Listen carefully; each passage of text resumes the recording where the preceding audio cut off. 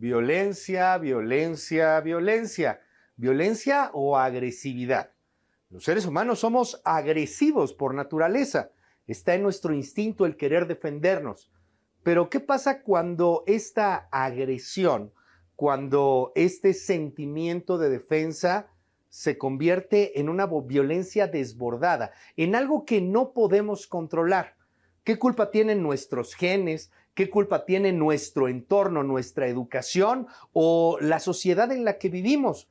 ¿Son igual de violentos los seres humanos que viven en una zona de guerra que los que viven en una zona de paz? ¿Tiene algo que ver la cantidad de hiperestímulos digitales que tenemos un día sí y al otro también? ¿Qué digo un día sí? Un segundo sí y al otro también. A ver, seguramente usted vio esto hace poquito tiempo. Lo que sucedió en Puebla cuando un muchachito agredió a otro jovencito que era un guardia de seguridad.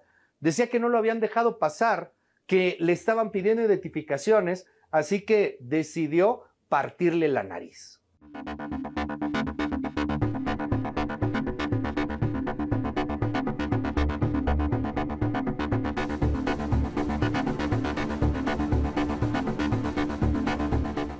¿Por qué esa violencia desbordada? Cuando este joven claramente ha tenido oportunidades, privilegios. Si analizamos a la familia del joven, nos llevaríamos una sorpresa. Tanto el papá como la mamá tienen antecedentes de no poder controlar su ira.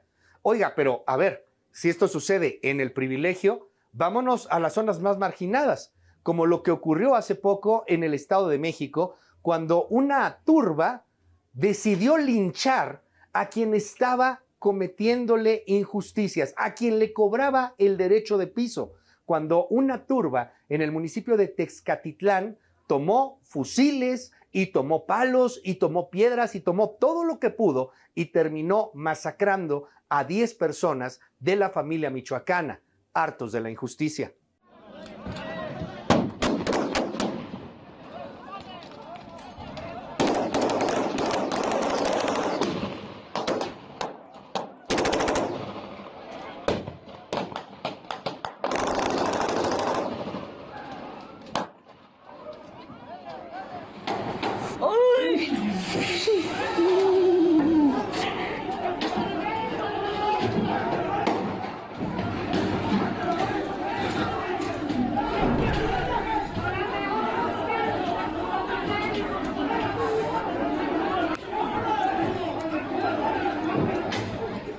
Pero la violencia está en todos lados. El discurso político también es violento.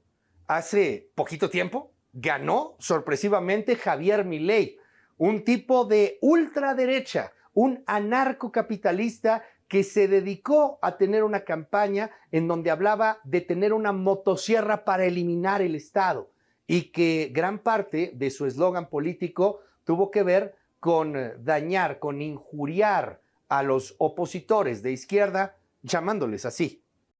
Sí, zurdos, hijos de tiemblen, la libertad avanza, ¡viva la libertad, carajo! ¡Vamos! Oiga, le recuerdo que tenemos redes sociales, @LuisCárdenasMX, estamos en todos lados y @Heraldo Televisión.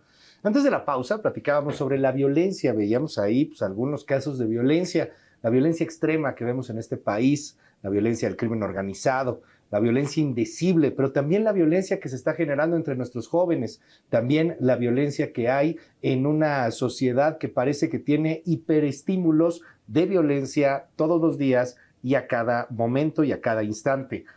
Para mí hoy es de verdad un gran honor, un privilegio aventarnos una conversación que va a estar riquísima, muy interesante, con la doctora Fegui Ostrowski. Ella, yo creo que es la experta en este país y en varios otros de violencia, y es un gusto, un privilegio aprender de ti, Fegui. Bienvenida, ¿cómo estás? No, al contrario, muchas gracias. Un placer y un honor estar contigo.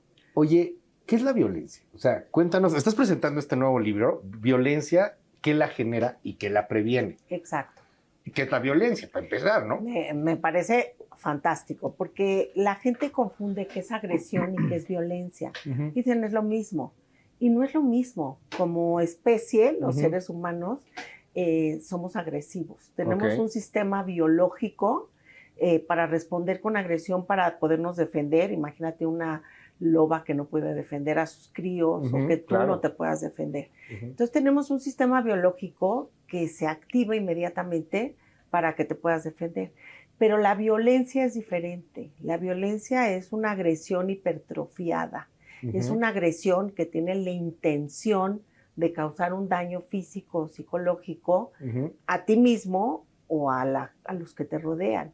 Y hay que hacer esa distinción porque la gente dice, no, es que mi niño es muy agresivo, eso es diferente. Entonces la violencia es eso, una agresión hipertrofiada que tiene la intención de causar. La palabra intención es muy importante, como los abogados, ¿no? Es que hay dos palabras ahí que me parecen muy importantes. Uno, la intención, es decir, te quiero dañar. Exacto.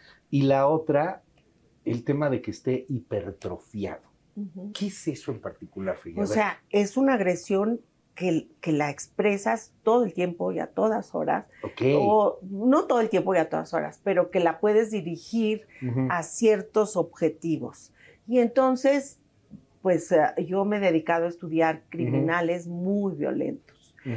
¿Por qué? Por azares de la vida. Pero entonces cuando tú, por ejemplo, estudias el perfil de un asesino serial, es muy diferente del perfil de un asesino en masa, el perfil de la violencia asociada al terrorismo.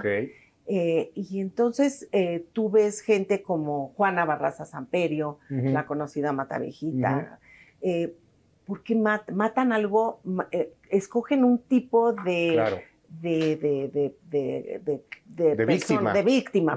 Las viejitas, ¿no? En este particular, ancianas. Exacto. O porque mujeres de entre 18 y 25. Exacto. Y güeras o güeras o morenas, como el caníbal de Atizapán, ¿no? Claro. Que todas eran llenitas, gorditas. Con características fisiológicas claras. ¿No? O el caníbal de la Guerrero, que ese me impresionó. ¿Y ese se las comía? El caníbal de Atizapán, sí. Una historia terrible, porque eso habla del feminicidio en México, porque llevaba más de 36 mujeres que había asesinado, se las comía y le llevaba la carne a sus vecinos también. Entonces les decía, me trajeron esta carne de jabalí de Oaxaca. Y muy rica, ¿no? hizo caníbales a los vecinos y hubo que atender a los vecinos. Bueno, imagínate el trauma. Porque el canibalismo... Después de cuántas veces había ido este señor a ofrecerles esa carne. Pues te la dan, ¿no? Enchilada. Pues lo normal, ¿no? Pues dices, ay, sí, gracias al vecino, algo por lo regular. Cosa que me lleva a preguntarte, este tipo de personas ultra mega violentas, de las cuales tú te has especializado, por lo regular tienen historias también ultra mega violentas y permíteme decirlo así, lo digo con todo respeto, que nadie se me ofenda, que no nos cancelen, por favor, pero psicológicamente, socialmente muy interesantes.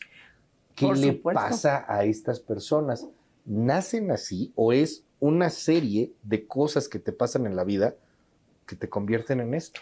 Fantástica pregunta, pero es de las dos. En el libro, es un libro que es una continuación de otro libro que escribí, que es Mentes Asesinas, la violencia en tu cerebro. Pero ese lo publiqué desde 2011 y han pasado muchas cosas en ciencia, muchos avances. Entonces sabemos que hay psicopatía primaria, como naces malo, ¿no? Y psicopatía secundaria, en donde hay ciertos factores del medio ambiente que pueden fomentar ciertas predisposiciones biológicas. Entonces, lo que es interesante es que la violencia es producto de varios factores. Tiene que ver con tu pregunta inicial. Tiene que ver con factores de riesgo individuales, factores de riesgo familiares y factores sociales. Entonces, Juana Barraza no se para una mañana y dice, ¿qué voy a hacer ahora? Voy a ir a matar viejitas, o el caníbal de Atizapán, ¿no? Entonces, van ocurriendo una serie de eventos que no disparan a todo mundo lo mismo, porque yo he trabajado por ejemplo, en Tepito, hacíamos programas de prevención y me decían, oiga, doctora, yo tuve una vida de perros, literal, y yo no me volví asesino serial, ¿no? Entonces, tiene que ver con tu biología también. Entonces, hay de los dos. O sea, pero cuando naces, ¿tú puedes hoy saberlo? Es horrible lo que estoy diciendo porque... Hay factores de riesgo genéticos, pero que se van a disparar si tienes una historia de abuso.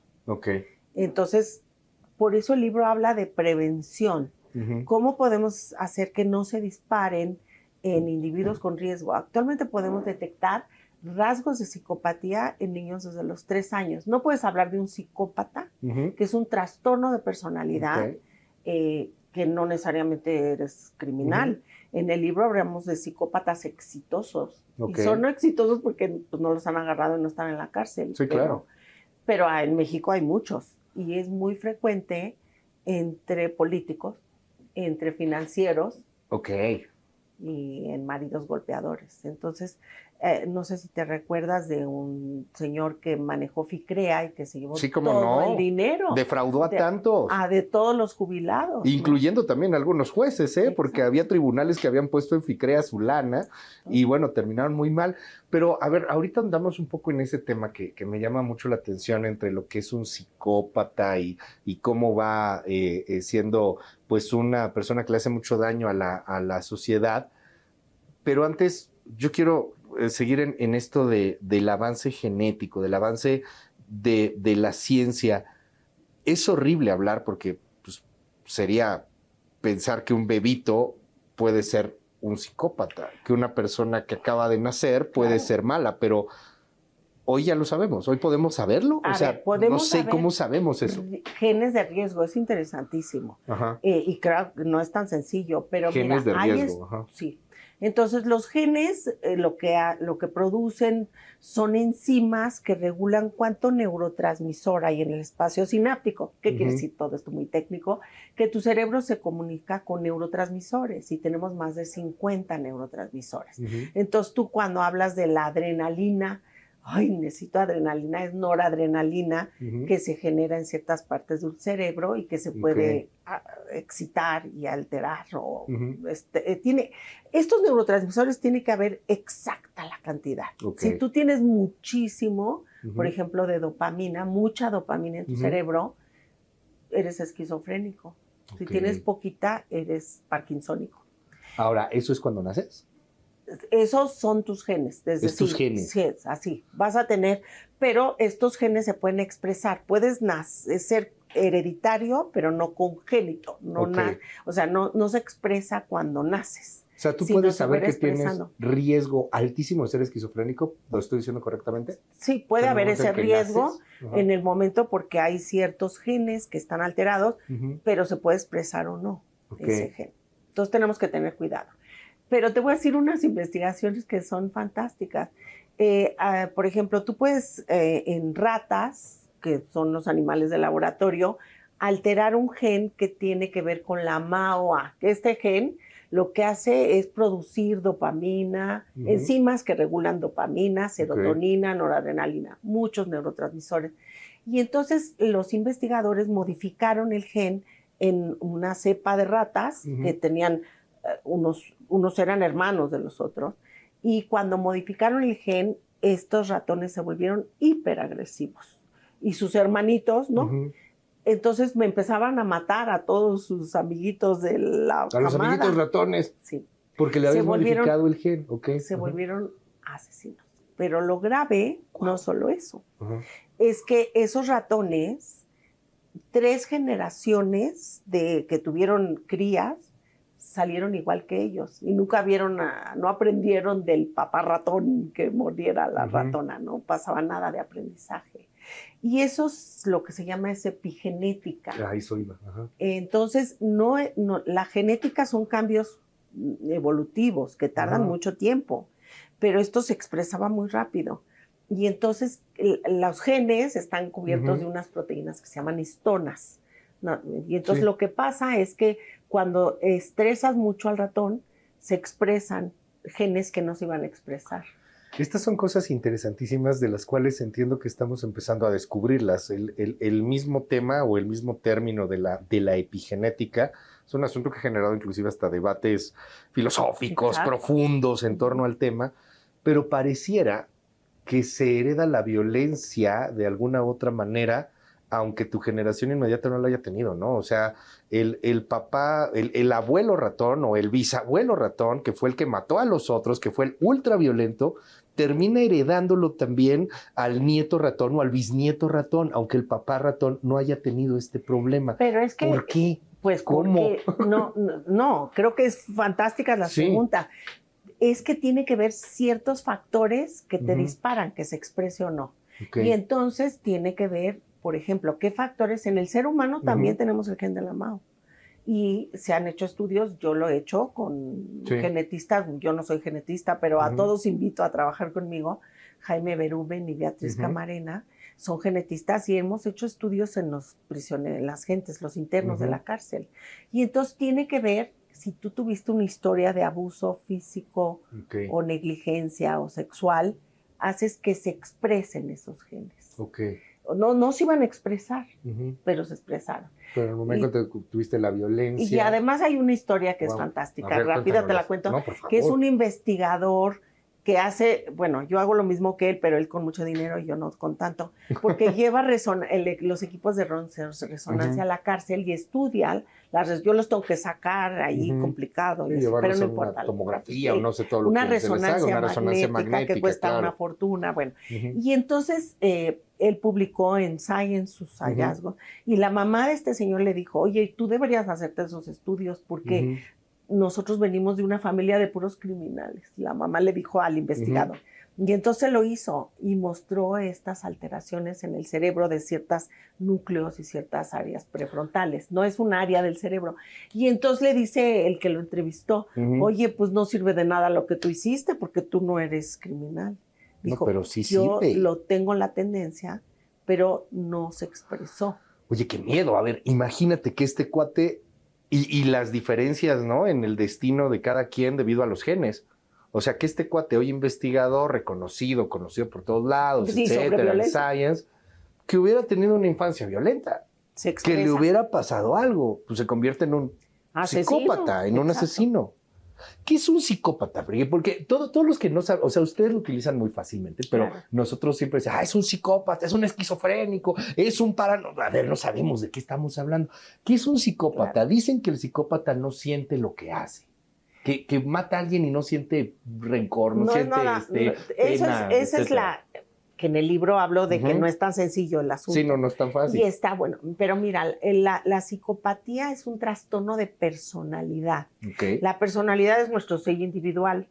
Esa personalidad tiene que ver con el carácter, que es lo que te educaron, y tu temperamento, que es lo que heredas, y somos un producto de los dos. Entonces hay gente que en la misma familia son extrovertidos y que son la alegría de la fiesta. Son el corazón, ¿no? El corazón, y otros que el mismo hermano es introvertido. Todos estos rasgos son heredados y tú los puedes fomentar o no. Entonces la psicopatía es muy importante, es el trastorno de personalidad. No son gente que escuchen voces, que les digan ve y mata a todos los que van a hacerle daño a la humanidad.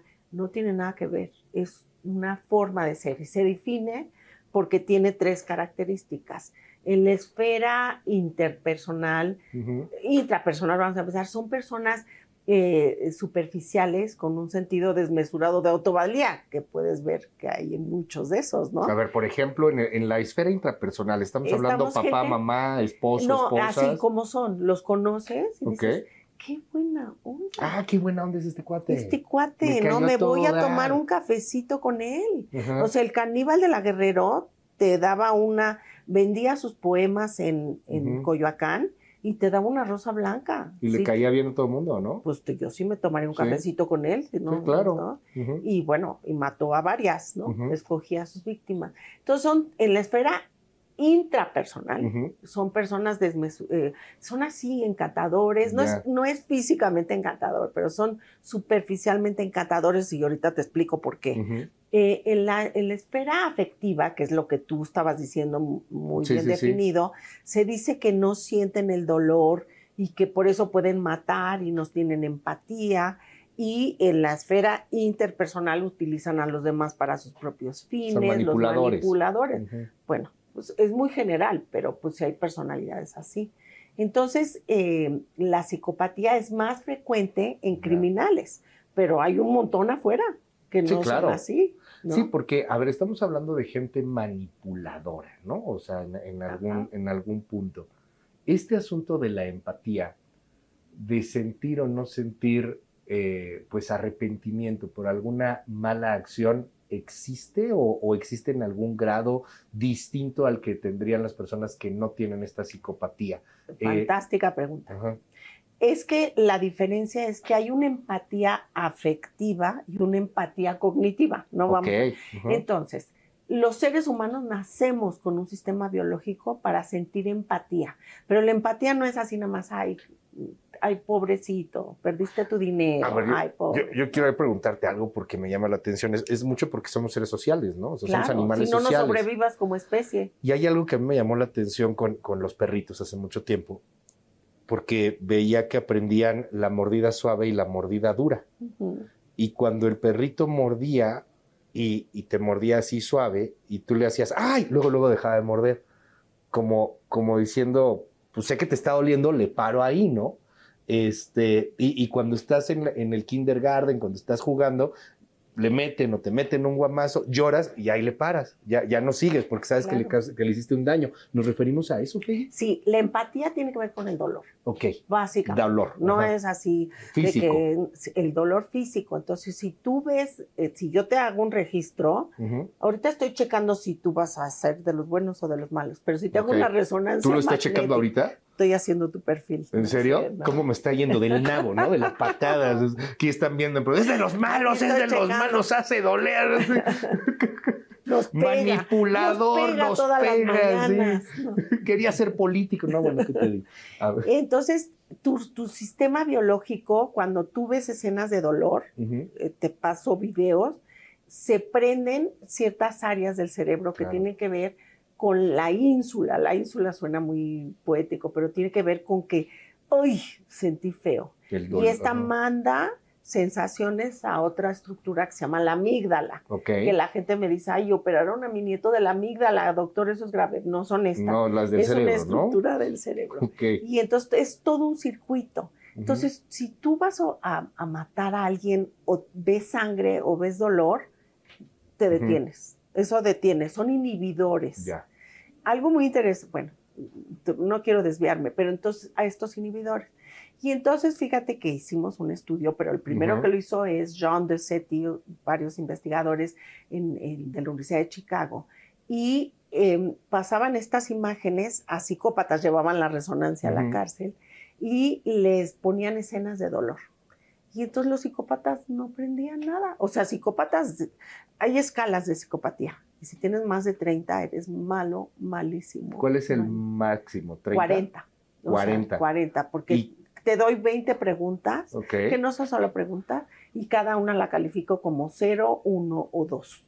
Entonces, si tienes 2, que tiene que ver con encanto superficial, pero no es así nada más que llenes puntitos. Tienes que hacer una sí, bueno, yo me imagino que checar vista y la respiración y estos ejercicios que hacían, entiendo que los psicópatas o estos psicópatas en altos niveles les ponían las imágenes violentas y no les prendía nada en el cerebro. Nada. Entonces, mi amigo es como si estuvieran viendo el pasto crecer. Exacto. Pero yo también se lo hice a Juana Barraza, o sea. Y entonces ¿Y qué hiciste con Juana Barraza? ¿Qué salió ahí? Le puse potenciales, sí, le ponía imágenes horrendas, mutiladas y con contenido moral. Era como si viera una silla, nada.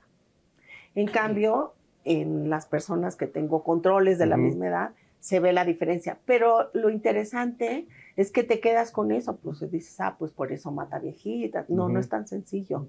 Quiere decir, entonces John le dijo a estos criminales, a los psicópatas, o piensa que te está pasando a ti.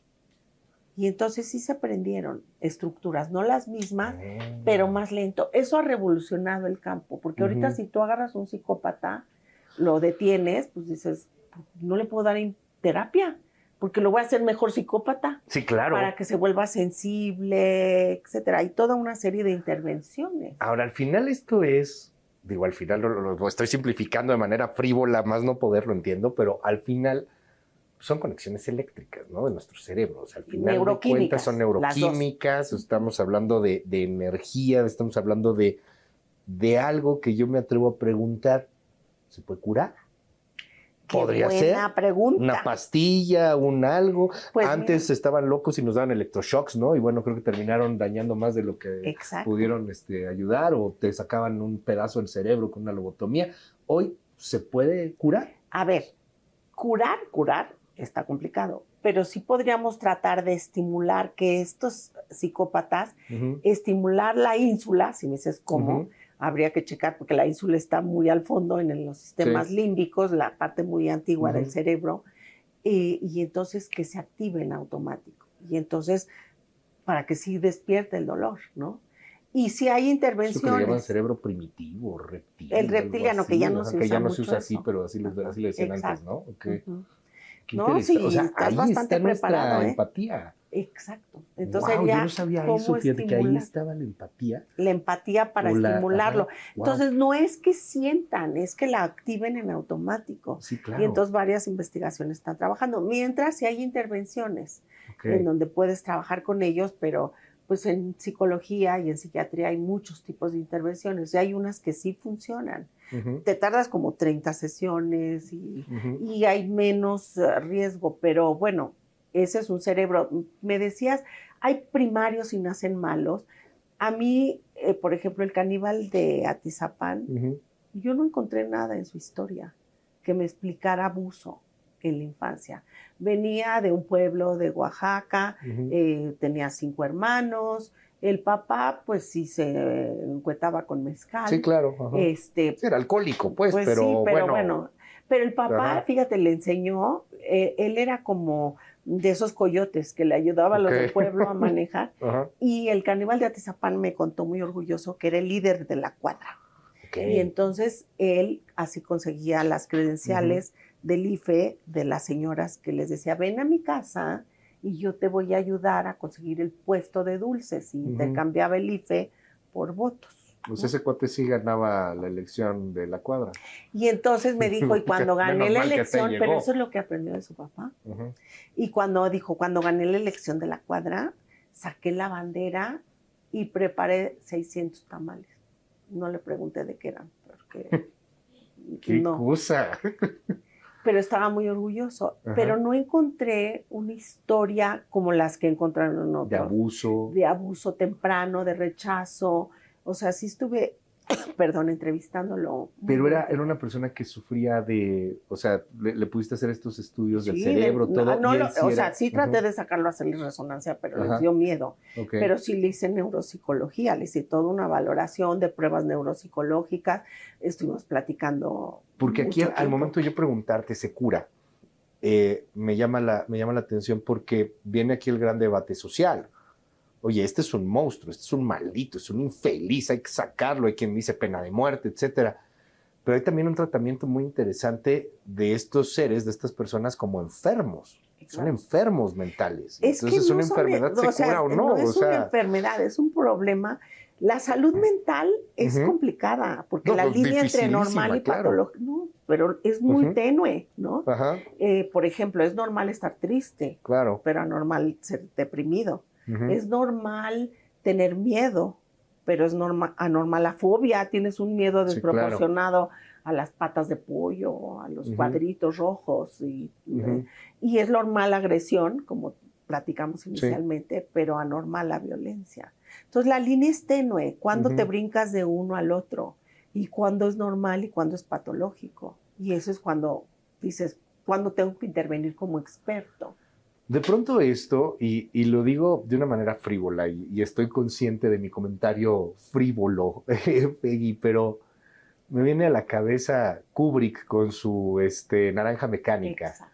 O sea, ¿en dónde podríamos controlar? Porque hoy ya vemos mucho control de esto, o empieza a ponerse muy, muy en boga el control a través de sustancias de la conducta, ¿no?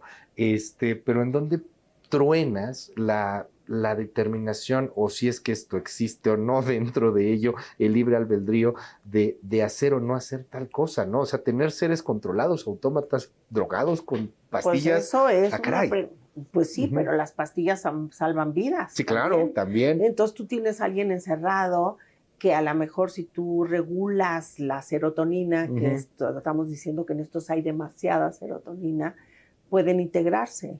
Entonces, pues sí, la línea, estamos en el borde de la ética.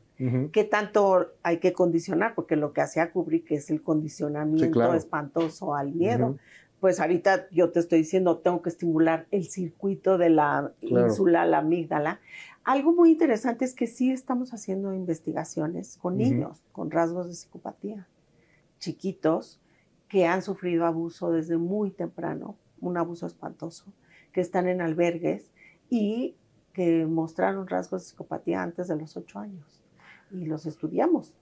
Y les cambia la vida, ¿no? O sea, porque mira, obviamente desde ahí estamos hablando de otra cosa. Ajá. O sea, el caso es de una niña, por ejemplo, que estaba en la escuela, todos menores de 8 años, y que agarró el pececito que todos les daban de comer y ¡pum!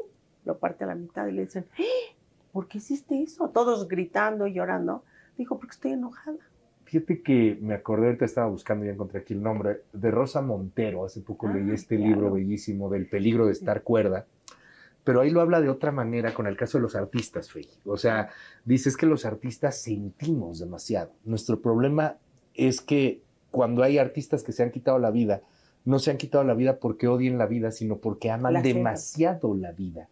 Y viene ahí, pues, este tema y este debate, a final de cuentas, pues, un tanto filosófico, profundo, ontológico, en torno hasta dónde, si se hubieran tomado estas pastillas, si se hubiera tenido este control, a lo mejor no tendríamos ciertas obras de arte, ¿no?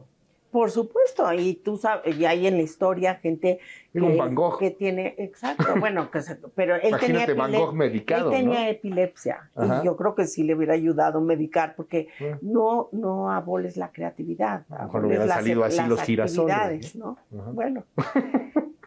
Sí, y hay mucha bipolaridad entre los supercreativos, porque cuando tienes estos trastornos de bipolaridad, estás high todo el día y no paras y luego estás en el fondo. Y tú dices, le quito su creatividad, pero sufren muchísimo. Ahora, se me ha ido como agua el tiempo, pero para ir cerrando, yo quisiera preguntarte, más allá de estos grandes perfiles de criminales pues que marcan un punto importante en los anales de la criminalidad, ahí están, como estos grandes historias muy interesantes para la ciencia. Yo quiero preguntarte sobre la violencia que estamos sintiendo todos los días. Hace poquito veíamos el video de un chavito que agarra golpes a un guardia de seguridad. Un guardia de seguridad de su misma edad. Y luego vimos la familia, ¿no? O sea, el papá pues también tenía un video ahí viral en donde casi también agarraba golpes al guardia. La mamá traía otro video parecido. O sea, ¿se ve que la familia es violenta o agresiva? Mira, yo creo que es muy importante lo que dices y creo que es un mensaje. La agresividad es inherente al ser humano y lo que tú aprendes es a regular esa agresividad. ¿Dónde la expreso o no?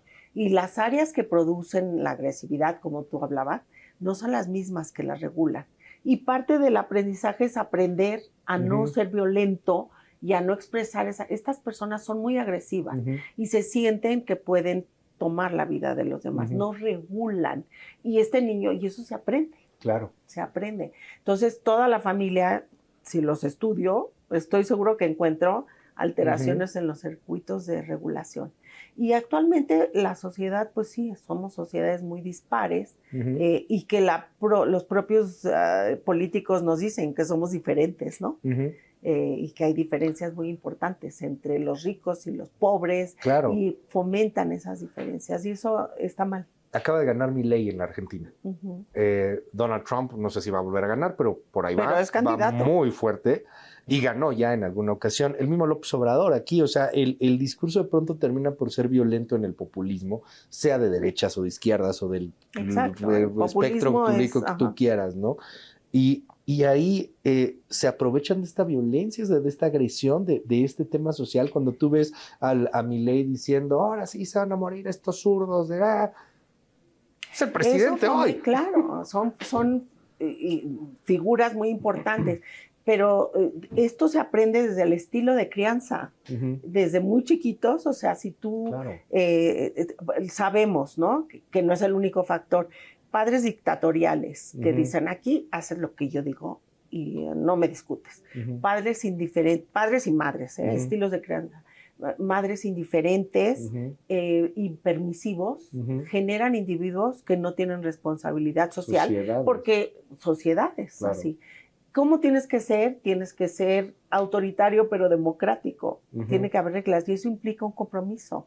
Y actualmente no existe. Es que los papás hoy día, yo soy el menos para decirlo, yo no tengo hijos, pero los papás hoy día, lo veo con amigos, etcétera, pues están más metidos en querer ser los cuates de los niños que en ser los papás. Pues necesitas de repente un papá, necesitas una mamá, necesitas una figura de autoridad. Tienes reglas y las negocias, porque si son reglas arbitrarias, entonces eso... Pero tienes reglas. Y en las escuelas también, o sea, bueno, ve lo que estamos enseñándole a nuestros nuevos niños. O sea, no existe técnicas de autocontrol, de flexibilidad cognitiva, de todo lo que sabemos del cerebro, no incluye nada de eso. Entonces hay figuras rescatadoras en la vida de todos. Claro. Y lo que he aprendido de estos criminales es que no hubo figuras rescatadoras. Puede ser un maestro, un vecino, alguien. Y eso creo que es un mensaje que hay que dar de tu programa. Es decir, tenemos que ser más sensibles y ayudar a los demás. El tener un acto de pásale, tú no. Quítate, güey. Perdón. Sí, no, voy, sí. ¿no? Eso es lo que estamos viviendo. Dime algo, estamos generando también sociedades estúpidas. O sea, y no lo digo en este afán de, todo está mal y antes era mejor, ¿no? Otro caso que seguro lo conoces muy bien, Texcoco, una escuela de mecánica, rocían de gasolina a un muchacho, al parecer le hacían bullying al muchacho, y luego a alguien se le ocurre prenderle fuego. O sea, yo no sé si realmente en la cabeza de este chavo... ¿Dónde está la empatía? ¿No? Ajá, o sea, ¿qué pensaba que iba a suceder? O sea, estás en la escuela, porque, no sé, me cuesta trabajo pensar que este muchacho le prendió fuego con la intención de que se muriera a su compañero. O de fue plano un ya acto somos de impulsividad, estúpidos. ¿no? Bueno, y el otro caso, exacto. hay una impulsividad en donde no nos controlamos. Se disparan los sistemas muy biológicos, muy antiguos y muy estúpido. Muy estúpido. O sea, ay, prendiéndole fuego, pero la otra chica que por Teotihuacán, o sea, que la mataron a pedradas y estaban todos los compañeros diciendo, pégale. Y se murió del traumatismo craneoencefálico. Y no metieron a los compañeros a la cárcel. Tiene que haber consecuencias. Los que estaban asusando, ¿no? Pero estos cuates son los políticos de mañana, son los profesionistas de mañana. O sea, estos chavos que hoy día, y no es irme contra los chavos o contra las nuevas generaciones, o sea, no se trata de eso, sino que siento que de verdad estamos frente a un riesgo fuerte. O sea, una generación que no conoce límites, una generación que siente que puede ser superior en muchas cosas. La prueba PISA, por ejemplo, una de las preguntas que hacen, no te sabes las tablas de multiplicar, pero el 87%, una cosa por el estilo, sí se sienten muy seguros de sí mismos.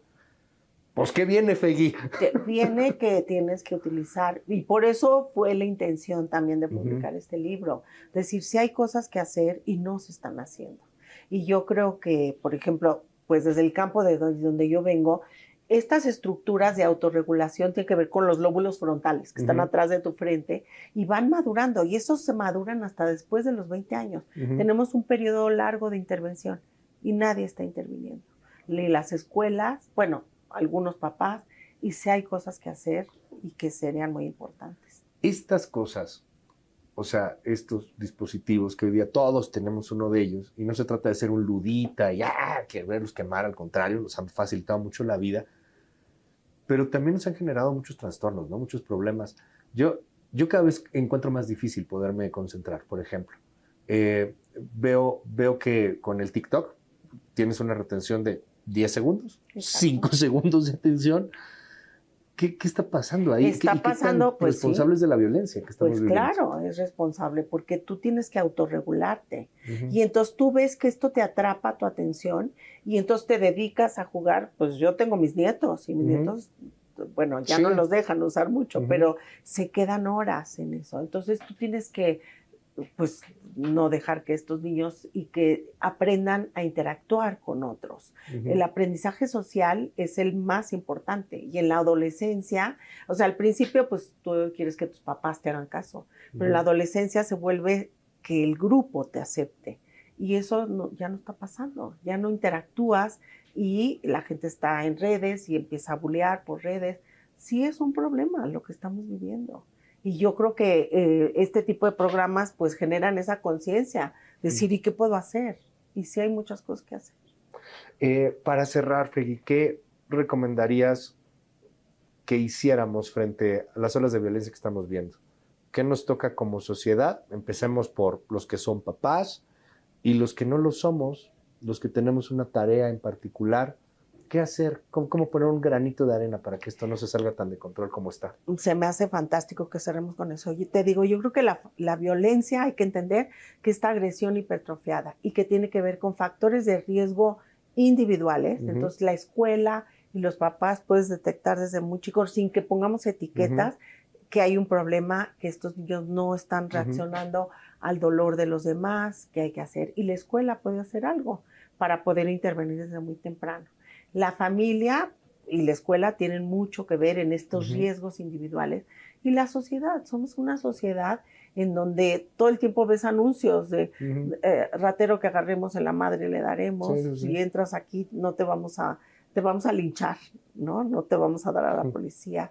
Y todos estos factores generan una sociedad que estamos poco conectadas unos con otros. Y creo que en la medida que digamos, pues tú eres parte mía, te voy a echar la mano ahora, eso es lo que también serviría. Máximo en una sociedad como la mexicana, ¿no? O sea, porque a veces puedes tener cierta noción de un Estado de Derecho, de que se va a cumplir la ley en algunas otras naciones. Digo, siempre hay, pero aquí en México, acabamos de verlo con Texcatitlán, en el Estado de México, cuando ya ni siquiera tienes la garantía de, cuando la violencia es la que está ejerciendo. Exacto, son los que ejercen todas las reglas. Y pues la política de abrazos, no balazos. Pues sí, no, está Entonces para llorar. creo que hay muchas cosas que sí se pueden hacer, que no se están haciendo y por eso vemos estas acciones de mucha violencia, de gente que en el periférico se te cierra y te sacan un bat. Matar ahí, exacto. Que ya ha porque pasado, no tiene ninguna consecuencia. Entonces sí hay regulaciones que se pueden ser sociales y familiares, ¿no? ¿No será?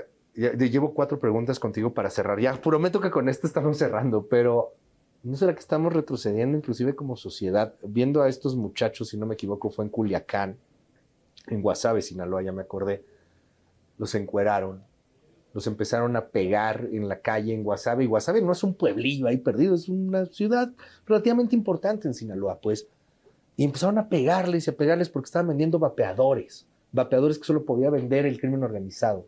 Esto me hizo recordar el San Benito y Capirote, me hizo recordar el oscurantismo, o sea, como si viviéramos en una sociedad del siglo XVI, del siglo XVII, qué sé yo. ¿Será que estamos retrocediendo, que este es el nuevo oscurantismo? Pues sí, no ¿qué será? Es eso. Y creo que como sociedad sí tenemos que volver, pues ve ahorita que se defendieron y ya los regresaron, ¿no? Sí. Salió esta noticia. ¿No? Entonces creo que sí tenemos que volver a centrar y regresar y que haya un cambio en la sociedad, en el gobierno, en las familias. Tenemos que atender más a los hijos y que hay muchas cosas que hay que hacer. Las escuelas, sobre todo, las escuelas. Las escuelas, ahí está el foco rojo y la atención. Doctora Fegui Ostrowski, qué honor. Gracias. Al contrario, muchas gracias a ti. Oye, ¿y disponible el libro en todos lados? Supuestamente sí, ahorita me estaban diciendo que se acabaron los de Amazon y que ya están oye, pues qué padre que se acabaron. Pues sí. Pero está en digital. No.